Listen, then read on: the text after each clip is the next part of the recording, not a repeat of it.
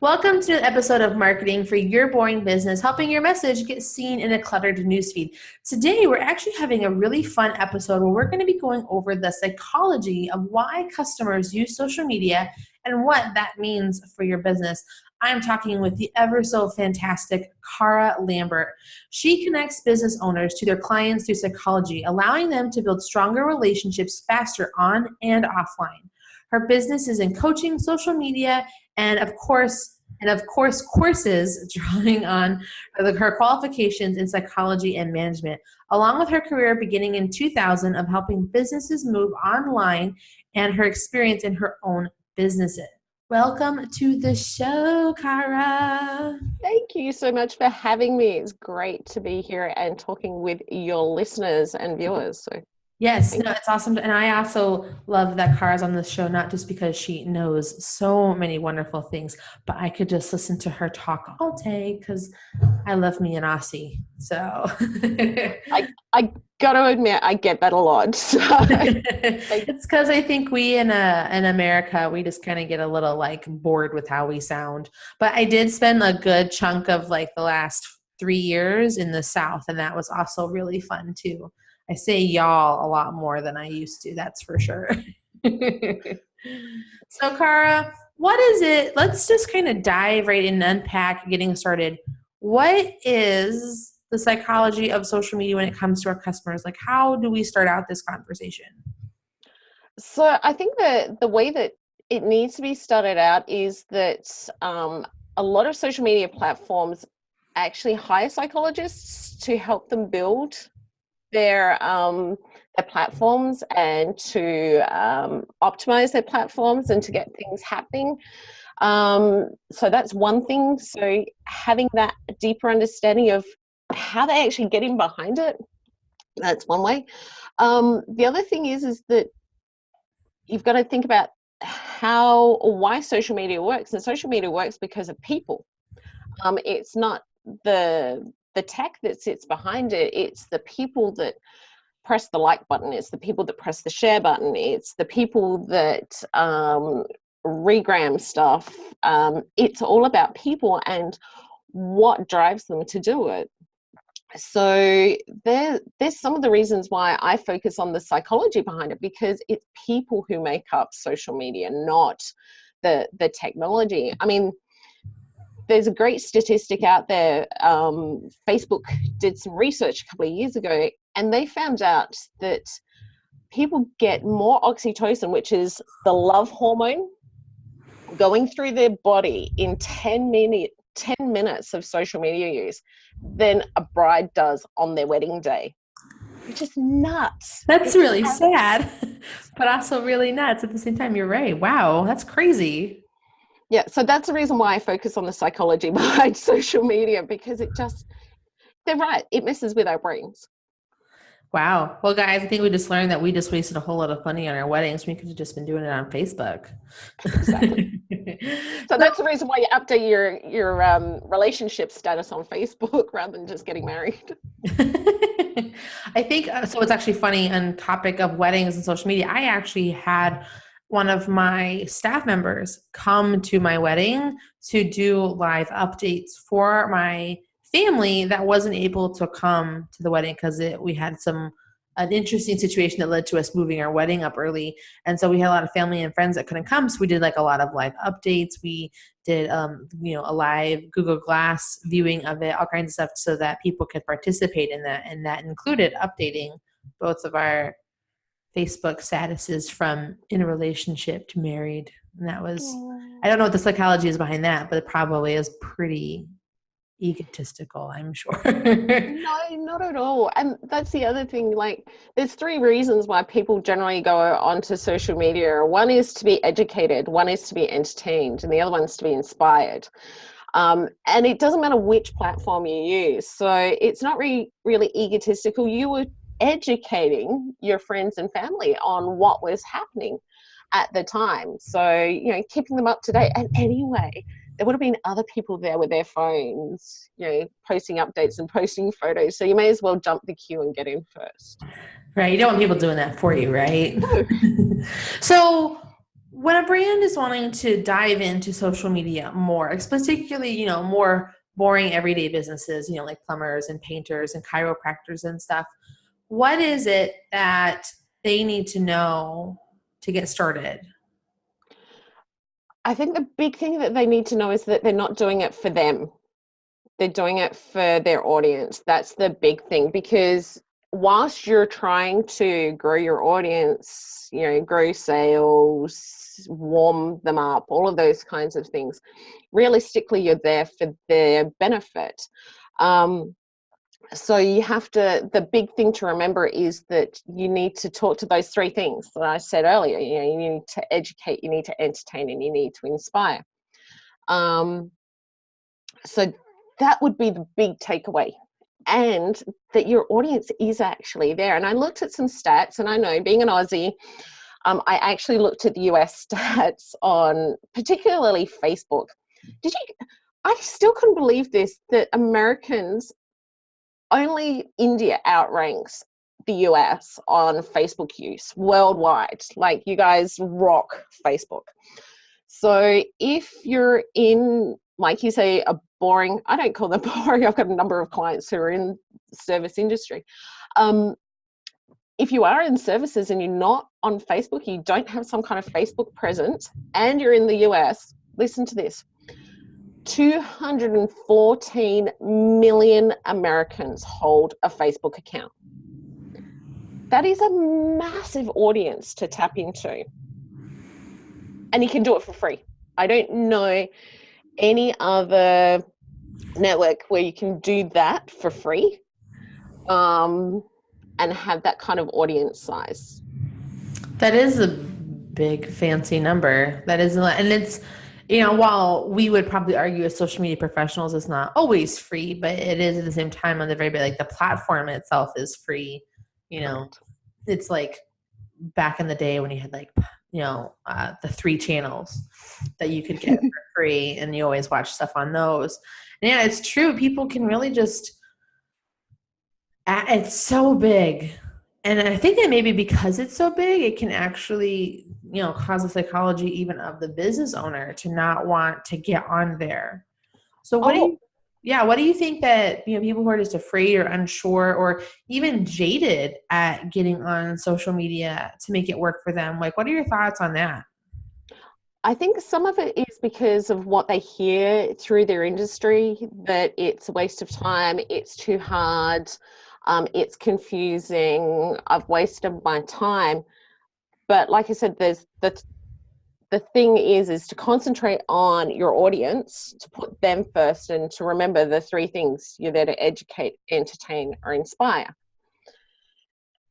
And you don't have to do a lot of it to make it effective. You just have to be consistent. So if it's once a week, once a fortnight, which is the bare minimum that I say for guys using Facebook, is once a fortnight, put something up and try to remember, either educate, entertain, or inspire.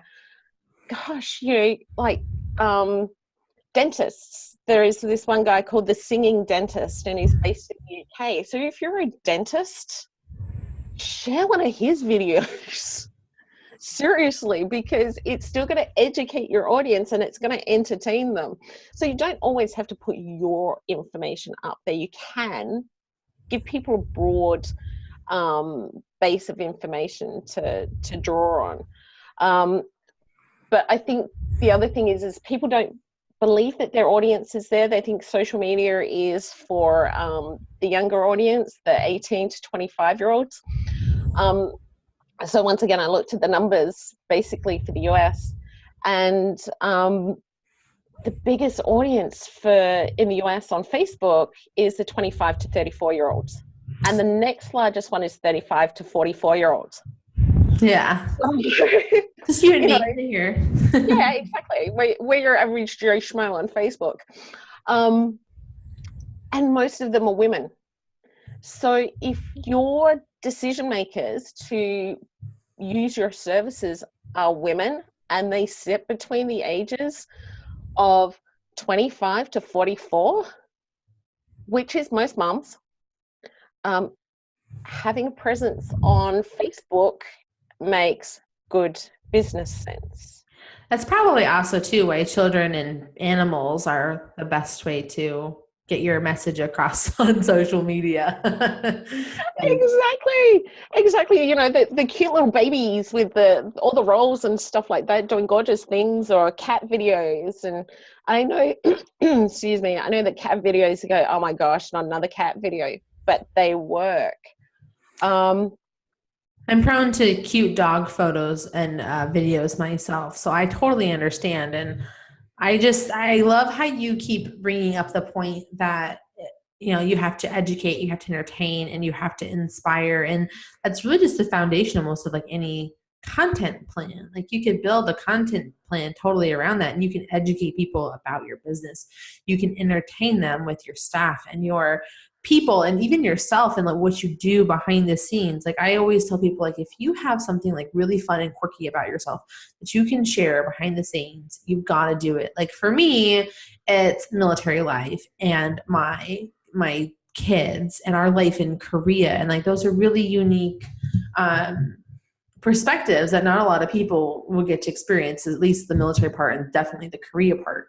So, I've had a lot of fun with like sharing our blogs and things that we're doing while we're here. And I think that really helps draw people into my story because they're connecting with me through that personal, entertaining quirk. And then from there, they're like, well, what else do you have going on? And then when they see the things about my business, like, oh, well, that's cool. Yeah. And what draws them together is sharing the values. So to bring a bit more of the psychology into it, like you've got some main motivators that we all share, and shared values is probably one of the easiest places to meet your clients. So if you have a value yourself and in your business of a family based, which you have, like sharing your family life in Korea and adventure, then you use that with your clients who have that shared family and adventure value, and you have these common grounds where you find it easiest to speak, and then you can move from there. So if you look at if your listeners and viewers look at what their core values are and what the core values of like their target audience, for example, mums, because most dentists, it's the mums that make the bookings, and it's the mums that book the electricians and the plumbers and my husband books the mechanic. I do that one. You do that one? I take care if it has anything to do with my home or our money or where we're going. That's me. And I think a lot of it's a mix between the reasonings are one, I'm the mom, I'm the work at home mom. I have to take care of that stuff first. I'm the one that sees all the time. I'm the one that has to deal with it all the time. And the other thing is it's kind of a common role in military life where your active duty spouse focuses on the mission and it's the job of the spouse, the other spouse, the non-active duty spouse, to handle your home. Oh, correct. And even when I was in corporate, like I had, management positions in the Australian government, I was still the one that was booking the kids into the dentists during school holidays and days off, and, organizing doctors and organizing the electrician and organizing the plumber and all of those kinds of things. So if the business owners, the ones that own the social media, can look at what in particular a mum, and looking at the stats for the US, women do make up the vast majority of those 25 to 44-year-old women age group. Women outstrip men in holding a Facebook account. So if you look at a mum's values and what drives her to book your services, and if you can match those and you just start there and you educate, entertain, and inspire around those core values, you're going to nail it the vast majority of the time. So it's going to take a little work working out those values, but you're going to know them over time because you're going to know who generally books your services, who generally comes into the shop, and the kinds of things that they ask. You've got that knowledge in you. It's just a matter of knowing when to use it. Agreed.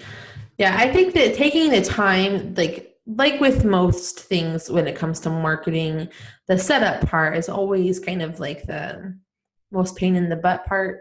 And, you know, part of that setup process is making sure that you really understand who your customer is, who your, as like we put it, your customer avatar is, like who it is that you're talking to.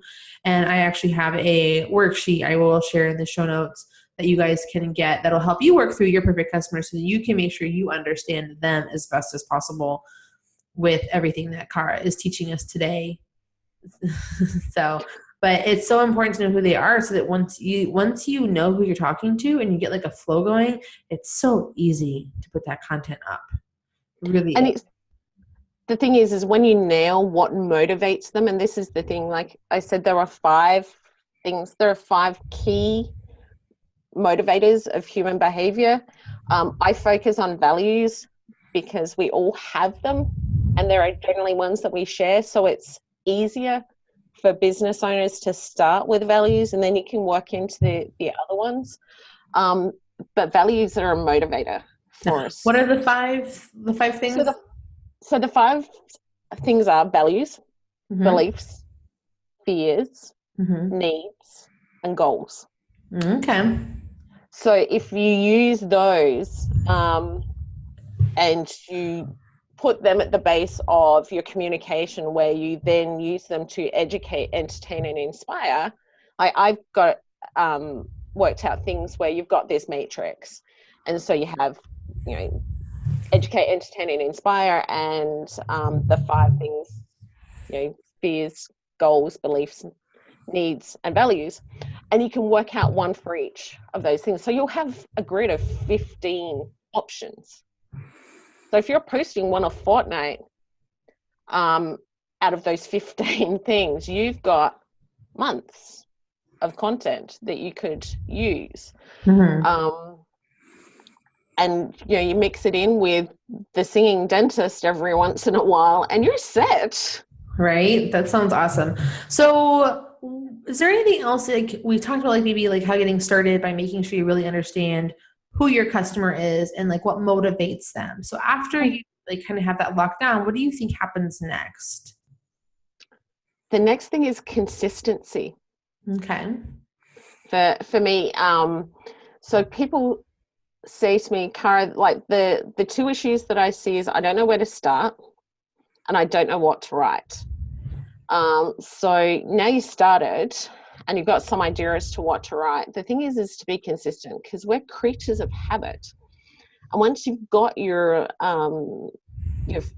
social media fans coming back to you because you're providing this content that educates, entertains, and inspires, and drives their reaction, so they, you know, show that you can understand their fears, you understand their needs, you share the same beliefs, you share the same values, you have the same goals, then you need to consistently show up. And that's why I say, you know, once a fortnight as a minimum. You don't have to be posting 5 times a day. You shouldn't. I'm a big believer in 1 post a day down to 3 posts a week, as far as like what I recommend to people to have that steady presence. Yeah. And the other thing that I recommend is scheduling, or scheduling, whichever way you pronounce it, and doing it in bulk. So you sit down and you schedule some stuff out, because the other thing that people say to me is, oh, Cara, I get to the point where it's like, I haven't posted. I don't know what to post. I've got no idea. I haven't posted in weeks, and now I feel like it's too late. So if you get down there and, like you said, you know, once a day or 3 times a week or once a fortnight, whatever it is that suits you, and you get in there and you schedule it out, you don't have to go there. Oh, look, it's, you know, 10 to 12 on a Friday morning and I'm meant to be posting at midday, what am I going to do?